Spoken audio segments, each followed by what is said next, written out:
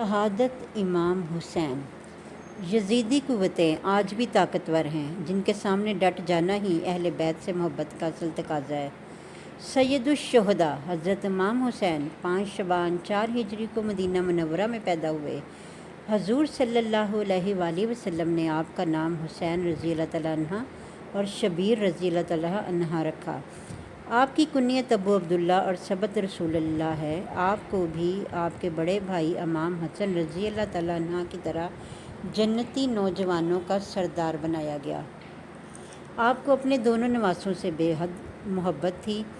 آپ صلی اللہ علیہ وآلہ وسلم انہیں اپنے گلدستے کہتے تھے۔ حدیث مبارکہ میں ارشاد ہوا، جس نے ان دونوں امام حسن رضی اللہ تعالیٰ عنہ اور امام حسین رضی اللہ تعالیٰ عنہ سے محبت کی، اس نے مجھ سے محبت کی، اور جس نے ان سے عداوت کی، اس نے مجھ سے عداوت کی۔ آپ رضی اللہ تعالیٰ عنہ کی ولادت کے ساتھ تھی۔ آپ کی شہادت کی خبر بھی حضور کو مل چکی تھی۔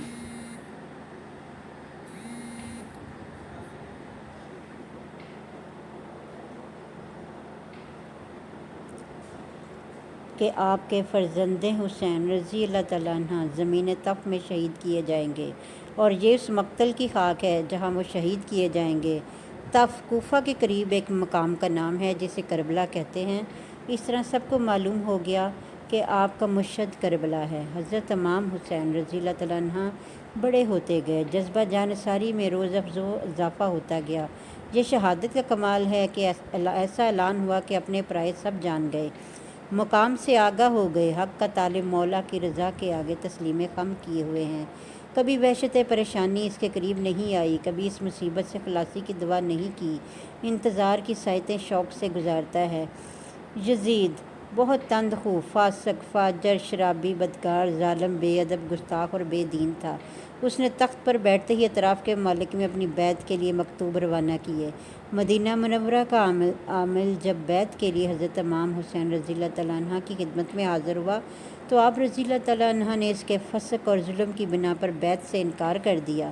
امام حسین رضی اللہ تعالیٰ عنہ نے اپنی جان کو خطرے میں ڈال دیا اور بیعت سے انکار کر دیا، اور اسی شب ہی آپ رضی اللہ تعالیٰ عنہ کو مدینہ سے مکہ منتقل ہونا پڑا۔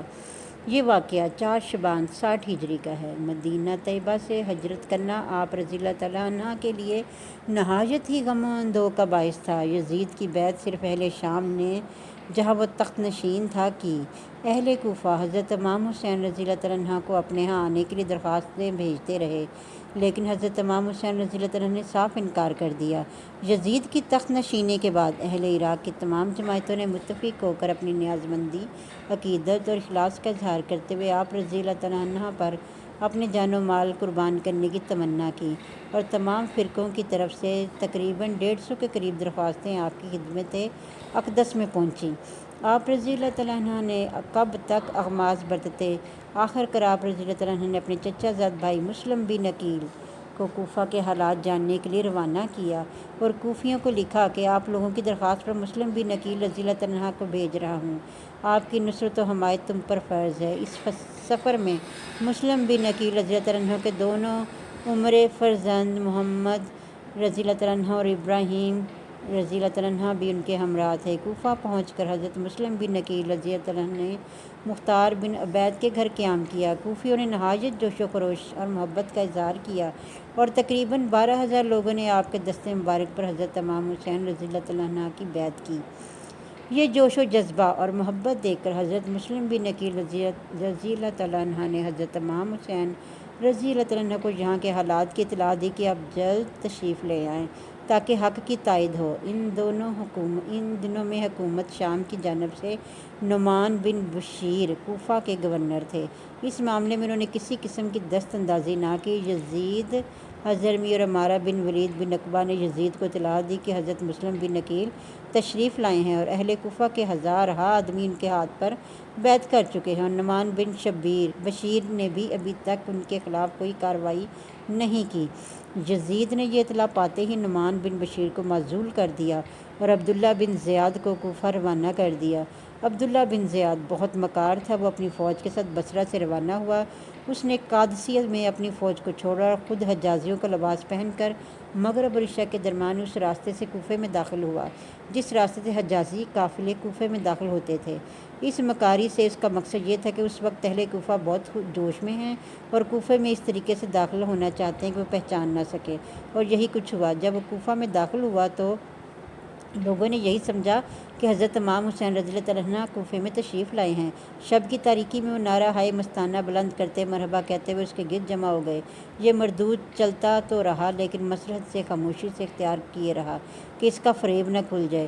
جب وہ دارالامارہ گورنمنٹ ہاؤس میں داخل ہوا تو اس وقت لوگوں پہ یہ حقیقت کھلی۔ رات گزارنے کے بعد ابن زیاد نے صبح تمام اہل کوفہ کو جمع کیا اور یزید کی مخالفت سے انہیں ڈرایا دھمکایا اور اس طرح مسلم بن عقیل رضی اللہ تعالیٰ عنہ کی جماعت کو منتشر کر دیا۔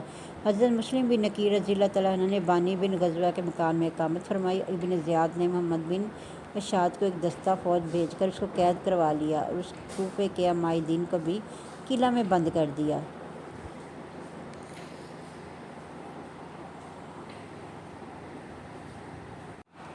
حضرت مسلم بن عقیل نے یہ خبر سنی تو انہوں نے دادی 40,000 کے قریب لوگ آپ کے گرد جمع ہو گئے اور قصر شاہی کا احاطہ کر لیا۔ اگر حضرت اسی وقت حکم دیتے تو اس وقت قلعہ فتح ہو جاتا ہے، کیونکہ کوفیوں کی بدعہدی، ابن زیاد کی فریب کاری اور یزید کی عداوت ثابت ہو چکی تھی۔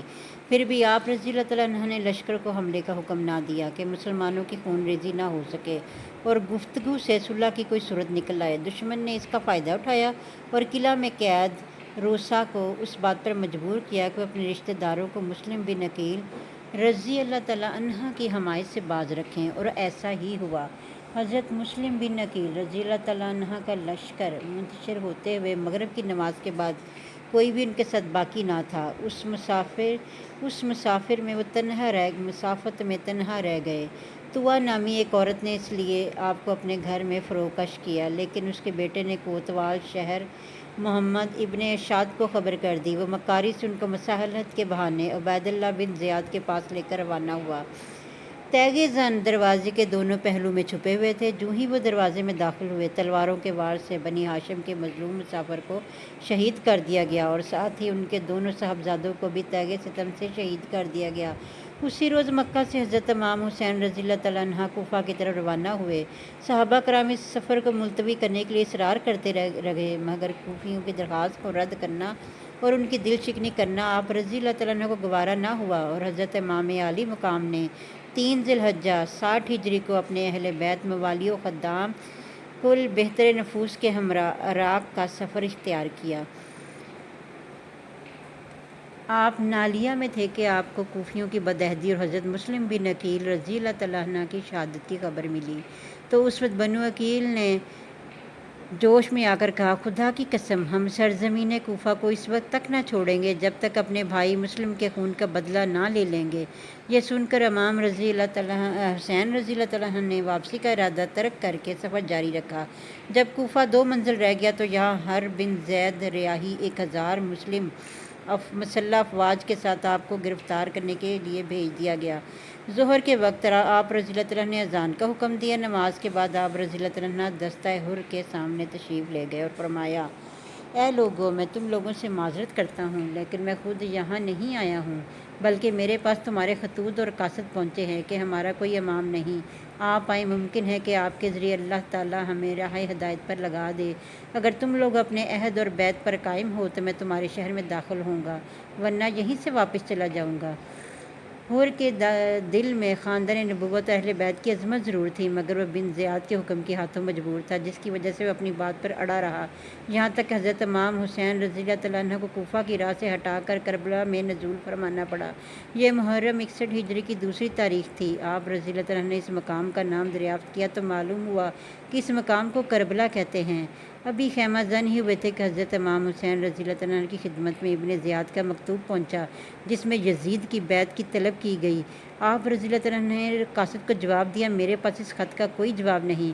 اس جواب سے ابن زیاد کا طیش اور زیادہ بڑھ گیا۔ اس نے مزید فوج عمرو بن سعد، جورے کا گورنر تھا کہ سپہ سالاری میں روانہ کر دی۔ یہ تمام لوگ حضرت امام حسین رضی اللہ تعالیٰ عنہ کی عظمت و فضیلت کو اچھی طرح پہچانتے تھے۔ اس نے حضرت امام حسین رضی اللہ تعالیٰ عنہ سے مقابلہ سے گریز کرنا چاہا، مگر ابن زیاد نے اسے مجبور کیا اور حکومتی لالچ نے اس کو آمادہ جنگ کر دیا۔ 72 آدمی، جن میں بیویاں، بچے، بیمار سبھی شامل ہیں، جن کے پاس نہ سامان حرب ہے نہ ارادہ جنگ ہے، ان کے لیے 22,000 کی جرار فوج کے مقابلے کے لیے موجود ہے۔ 7 محرم کو فرات کا بے حساب پانی ان سیاہ باتروں نے خاندان رسالت پر بند کر دیا۔ بھوک و پیاس سے سب تاب و ناتواں ہو گئے۔ 3 دن گزر گئے مگر مصائب کا ہجوم ان کی عظمت کو متزلزل نہ کر سکا۔ اگر اللہ تعالیٰ چاہتا تو کیا دجلہ اور فرات، اگر وہ حکم دیتا تو وہ چل کے نہ آ جاتے اہل بیت کے لیے، لیکن اللہ کا حکم کچھ اور ہی تھا۔ 10 محرم تک یہی حجت رہی کہ امام حسین رضی اللہ تعالیٰ عنہ بیعت کر لیں گے، مگر آپ رضی اللہ تعالیٰ عنہ نے مسلمانوں کی تباہی و بربادی کو گوارا نہ کیا، اپنا گھر لٹانا اور خون بہانا منظور کر لیا، مگر اسلام کی عظمت میں حرف نہ آنے دیا۔ یہ آپ رحمۃ اللہ رضی اللہ تعالیٰ عنہ کو برداشت نہ تھا۔ اب امام حسین کو یقین ہو گیا کہ مساحلت کی کوئی صورت باقی نہیں رہی۔ نہ یہ لوگ شہر میں داخل ہونے دیتے ہیں، نہ واپس جانے دیتے ہیں، نہ ملک چھوڑنے دیتے ہیں، اس لیے اب جنگ کو روکنے کا کوئی طریقہ باقی نہیں رہا۔ اس وقت حضرت امام حسین رضی اللہ تعالیٰ عنہ نے اپنے خیموں کے گرد ایک خندق کھودنے کا حکم دیا۔ خندق کھودی گئی، اس کی صرف ایک ہی راہ رکھی گئی جہاں سے نکل کر دشمن سے مقابلہ کیا جائے۔ خندق میں آگ لگا دی گئی تاکہ اہل و خیمہ دشمنیوں کی ایذا سے محفوظ رہ سکے۔ 10 محرم قیامت خیز دن طلوع ہوا، جمعے کا دن تھا۔ حضرت امام علی مقام رضی اللہ تعالیٰ عنہ نے اہل بیت اور تمام رفقا کے ساتھ فجر کی نماز ادا کی۔ نماز کے بعد اپنے خیمے میں تشریف لائے۔ اہل بیت 3 دن سے بھوکے نڈھال، ایک قطرہ آب بھی میسر نہیں، پھر بے وطنی، تیز دھوپ، گرم ریت، صحرا کی ہوا، جور و جفا کے پہاڑ توڑنے کے لیے سامنے 22,000 کا لشکر، مگر عزم و ہمت اور پائے استقلال میں ذرا بھی لرزش نہ آئی۔ جنگ کا نعرہ بجا دیا گیا۔ امام حسین رضی اللہ تعالیٰ عنہ نے اسی وقت ایک خطبہ بھی ارشاد فرمایا تاکہ حجت تمام رہے۔ پھر جنگ کا آغاز ہو گیا۔ علی المرتضیٰ رضی اللہ تعالیٰ عنہ کے خاندان کے بہادروں نے کربلا کی تشنہ لب زمین کو دشمنوں کے خون سے لالہ زار کر دیا۔ اس طرح خاندان امام حسین رضی اللہ تعالیٰ عنہ کے نوجوانوں نے اپنی بہادری کے جوہر دکھا دکھا کر امام رضی اللہ تعالیٰ عنہ پر قربان ہوتے چلے گئے۔ تمام شہزادے شہید ہوتے چلے گئے۔ اب امام رضی اللہ تعالیٰ عنہ کے سامنے علی اکبر رضی اللہ تعالیٰ عنہ دشمنوں پر حملہ آور ہو گئے۔ شہزادہ اہل بیت کا حملہ نہیں، عذاب الہی تھا۔ ایک ہی وار میں کئی دیو پیکر گرا دیے گئے۔ پیاس کی شدت، دھوپ کی تمازت اور لشکر جرار نے یکبارگی چاروں طرف سے گھیر لیا۔ تیر کے زخموں نے تن نازنین کو زخموں سے چور کر دیا۔